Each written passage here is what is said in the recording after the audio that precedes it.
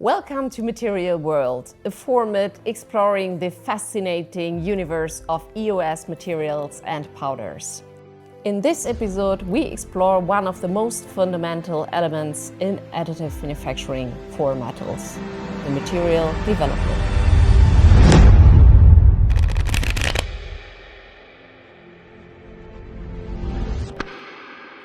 How do we design metal powders that are optimized for printability and performance in demanding applications like superalloys in gas turbines? My name is Tina Schlingmann. I'm Market Engagement Officer EMEA at EOS, and I have a PhD in materials science. I'm joined by Shaafi Shaikh. Hello Shaafi, it's great to have you here. Yeah, thank you, Tina, for having me. I, like you, have a background in materials engineering. I did my PhD research on the additive manufacturing of nickel-based superalloys, and that's why I'm in my current role at EOS. I look after R&D of nickel-based superalloy materials. I'm responsible for developing the powder products. I'm responsible for developing process parameters, heat treatments, and also characterizing the properties of different alloys. I also support application development and qualification efforts sometimes. And then I work quite closely with universities and other research partners to push forward the limits of additive manufacturing for these special high temperature materials. Thank you, Shaafi. Before we jump into the first technical deep dive question, you brought a part with you. Could you explain what makes this part so challenging and why it's a perfect example for today's topic of powder development? So the part we have here today is a nozzle guide vane for a gas turbine made in Nickel Alloy 738. And these kind of nozzle guide vanes are running in gas turbines for thousands of hours, subject to high temperatures and extreme levels of stress. And that's why they need to be manufactured from superalloys. But superalloys can be quite challenging to make in additive manufacturing because they have such complex metallurgy.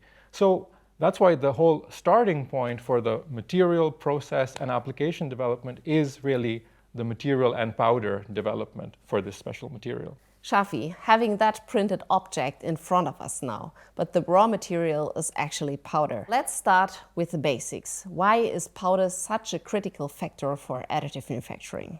Yeah, well, we have to start at the beginning with what is our goal in additive manufacturing, and that is really to get a complex shape out of the machine with the desired set of properties. And these could mean a certain level of porosity, it could mean mechanical properties, or it could mean even surface properties.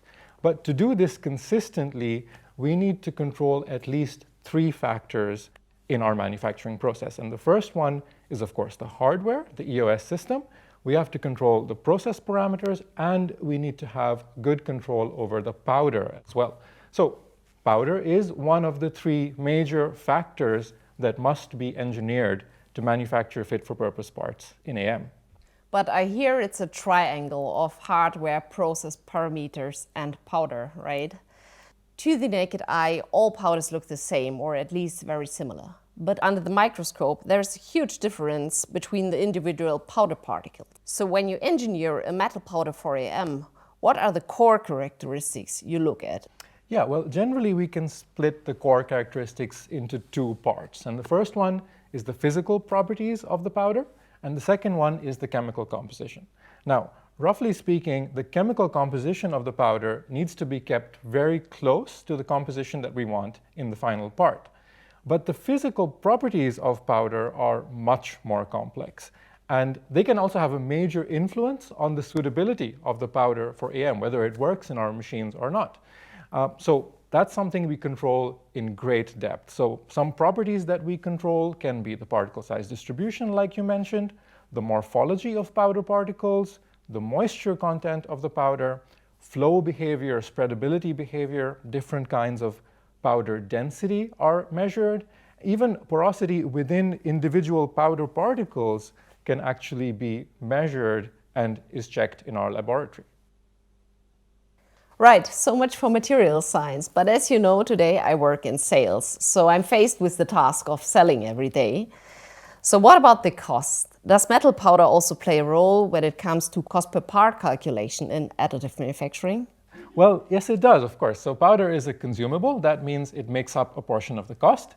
But generally speaking, the cost of the consumed powder is around less than 20% of the cost per part. And there are other factors like machine time or post-processing that are usually carrying more weight. Of course, this depends on the material and the application as well. But powder design especially also affects the cost of a part in another way. It can have a significant effect on how much productivity we can achieve, how fast we can actually print. And more productive or faster processes are significantly cheaper in cost per part, especially when it comes to serial production applications. Can you give us an example of the powder properties which can have such an effect? Well, let's say that we hold the hardware and the porosity as constant. Powder which has a narrower particle size distribution usually allows us to print a little bit faster. It allows for higher productivity compared to powder with a wider particle size distribution. So it will give a lower cost per part. On the other hand, powder with a narrower particle size distribution is also more expensive, and it also has a higher environmental footprint. So there's always a trade-off. Sounds like a balancing act. Yes, exactly. And this balancing act is a major factor that we take into consideration when we're developing our metal powders. That's also why I believe that our powder products have a major advantage for EOS customers, because we design and we even test the powders on our systems with our process parameters to give our customers options when it comes to that balance of productivity and quality. I can see you keeping a close eye on the powders. I also spent years on developing alloys. In my case, it was wrought alloys for forged components. But here we're talking about powders, and traditional powder metallurgy has been around for a long time. How is design of powder for AM different from that of powder used in conventional powder metallurgy? Nice question, Tina. So generally speaking, the manufacturing of metal powders for additive manufacturing, it's done in largely the same way as for conventional powder metallurgy. But of course, there are certain considerations and challenges that are very specific to AM. Could you give an example what specifically you mean? Well, as an example, in laser powder bed fusion, we melt the powder using a laser beam. But apart from melting, we also end up vaporizing some of the metal. And for some of our materials, this can mean that the vaporization changes the chemical composition of the actual material. And that can, of course, affect the properties in our final part. And for other materials, the metal vapor can even cause issues with the hardware if it ends up in the optical path of the laser beam. So that's one example of something very specific to additive manufacturing that needs to be considered when we're designing new materials for AM. And well, another example could also be related to changes in the powder physical properties over time. So as you know, in laser powder bed fusion, we need the powder to be packed down into a dense powder bed. But there's also an inert gas flowing at quite high velocity over that powder bed, and that gas can actually change the particle size distribution over time. And that's something we consider when we are designing metal powders for additive manufacturing to work well in our systems over the course of their lifetime. Are the surface properties also affected by the powder? Yes, they are. That's a very good point. The surface of AM parts can often have these partially melted particles attached to it, particles of the powder. And if these particles are very coarse, meaning the particle size distribution is towards the coarser side, the surface becomes rougher. But if they are fine, then the surface feels relatively smooth, something like this. And this is another way in which the particle size distribution can actually affect the properties of parts. Okay, let me try to picture the process. We've been talking about the influence of melt and gas flow behavior. Do the physical movements of the powder also play a role? The first thing that pops up in my mind is the ricotta movement. Yes, of course, it's really important that the powder moves around in the machine with recoaters and conveyors in a reliable, repeatable way. This requires that the powder should have a certain level of flowability and spreadability, which can be greatly affected by the particle size distribution, the morphology of the powder, and those are things that we really try to control very strictly. But this can also be affected by moisture content and also the environmental conditions of the room in which all of this is happening. So Some powders are extremely sensitive to environmental conditions, and we take that into account when we are designing our products. So, for example, for some of those powders that are sensitive, we have even developed specialized packaging solutions to prevent premature aging of those materials. So clearly there are many factors that are specific to AM that are not obvious and make development of powder quite complex. That's exactly right. But we have the advantage of having studied these issues for many years with many different materials, and so we consider all of these factors in the design and in the development of our metal powders. And we can usually support our customers when such issues do end up arising. So how about developing new materials for AM? Are there any challenges on that side?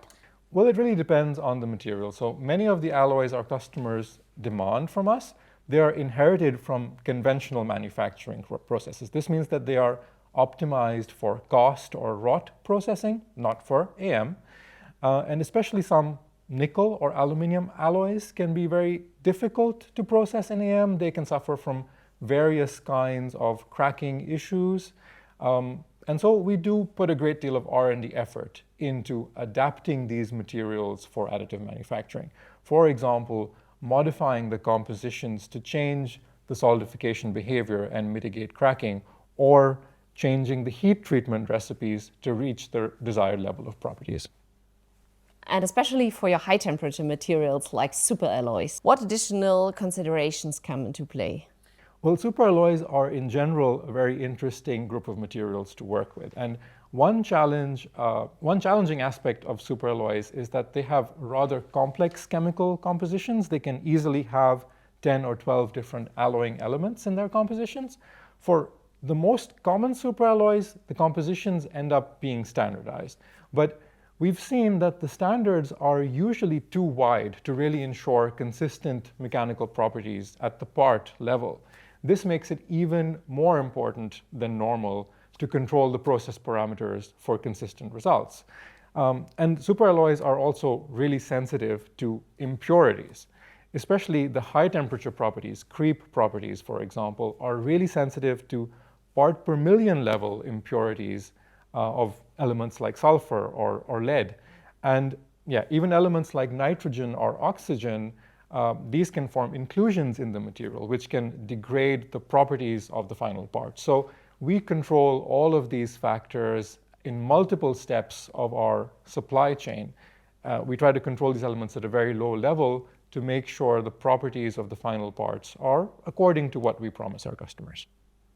Thank you, Shaafi, for all the deep insights into powder development and for highlighting all the factors we need to take into account. Before we wrap up our discussion, I'd like to turn our attention back to our customers.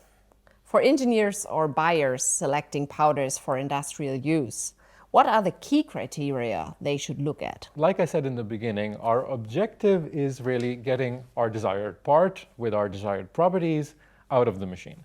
And powder is only a means to that end. But powder is still a very important variable in the equation. So I always encourage customers to consider whether a certain powder that they're buying, has it been designed and tested to work well with the machine and the process parameters that they intend to use. And then I've also noticed that there is a great deal of emphasis placed on certain tests from conventional powder metallurgy, like funnel flow, which are useful tests, but they're not necessarily a good measure of the suitability of a powder for additive manufacturing. It's really the compatibility with the hardware and the process that's most important. And another thing I like to emphasize is that powder production is not a continuous process, but it's a batch process. This means that there will always be some variation between powder lots. What's important is to make sure that that variation is controlled and it does not cause your part properties to vary beyond your allowable limits. So statistics can be quite important here. And when it comes to using the metal powders, it's very important to stick to the good practices for powder handling, for sieving, for storage of metal powder. And this is an area where I've noticed that customers new to powder and AM can use some assistance and training. Finally, I also encourage customers to think about what would happen if something goes wrong. So not only with the powder, but also with the process or the machine or with a combination of all three. So we are often asked to support in cases where it's not clear whether it was the powder or the process or the hardware that actually caused a failure. And having familiarity with all three, it usually helps with troubleshooting. Okay, let's wrap this up, Shaafi. If you could give maximum 3 core messages to anyone working with metal powders in additive manufacturing, what would that be? So my 3 core messages are, first, that powder is a key factor in achieving consistent and reliable part properties. Number 2 is that powder variability is inevitable, but it must be controlled through good practices and statistics. And number 3, that understanding how the powder, the process parameters, and hardware work together is essential in achieving robust results. Thank you, Shaafi. Thank you for the deep insights, and thank you for taking your time to be here. Thank you for watching this episode of Material World. If there is one core message for me, it is keep the triangle in mind. It's always a balance between system, process, and materials. I'll say goodbye for now. If you like to dive deeper, make sure to check out the other episodes. And if you found that helpful, don't forget to subscribe and stay tuned for more insights from Material World. Hope to see you soon.